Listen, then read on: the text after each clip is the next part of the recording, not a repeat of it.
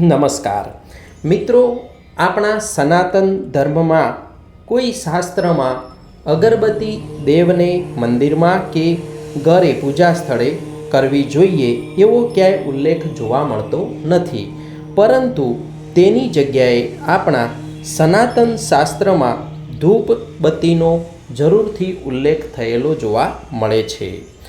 જેમ કે ધૂપબત્તીમાં તમે લોબાનનો ધૂપ, ગુગળનો ધૂપ, અન્ય અલગ અલગ પ્રકારના ઘણા જ ધૂપ આવે છે જે તમે ધૂપ કરી શકો છો।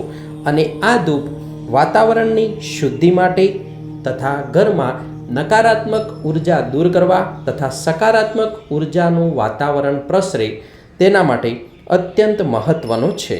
પરંતુ આજના યુગમાં ધૂપબત્તી ધીમે ધીમે લુપ્ત થવા લાગી છે અને અગરબત્તીનો ઉપયોગ અતિ વધુ થવા લાગ્યો છે અને આ અગરબત્તી આપણા દેવી દેવતાઓને કરવાથી તેઓ પ્રસન્ન નથી થતા। અગરબત્તીથી ઘરનું વાતાવરણ શુદ્ધ થતું નથી, પરંતુ એનાથી વધારે પ્રદૂષિત થાય છે અને જો એ અગરબત્તીનો ધુમાડો આપણા શ્વાસ દ્વારા લેવામાં આવે તો તેનાથી આપણને ભયંકર રોગો પણ થાય છે।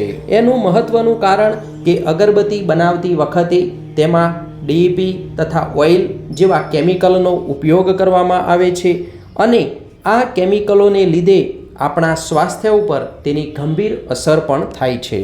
બીજું મહત્ત્વનું કારણ એ છે કે અગરબત્તીમાં વાંસની સળીનો ઉપયોગ થાય છે અને હિન્દુ ધર્મની માન્યતા પ્રમાણે જો વાંસને બાળવામાં આવે તો વંશનો નાશ થાય છે। અન્ય પણ કેટલાક કારણો અગરબત્તી ન કરવા માટે જવાબદાર છે, પરંતુ વિસ્તૃત ચર્ચા ન કરતા આપણે એ વિશે વાત કરીશું કે હિન્દુ ધર્મશાસ્ત્ર પ્રમાણે ધૂપબત્તી કે દીપબત્તી એટલે કે દીવાબત્તીનો નિયમિત ઉપયોગ કરવો જોઈએ અને આ દીવાબત્તી તમે રૂની કે મૌલીની એટલે કે નળાછડીની પણ બત્તી તમે કરી શકો છો।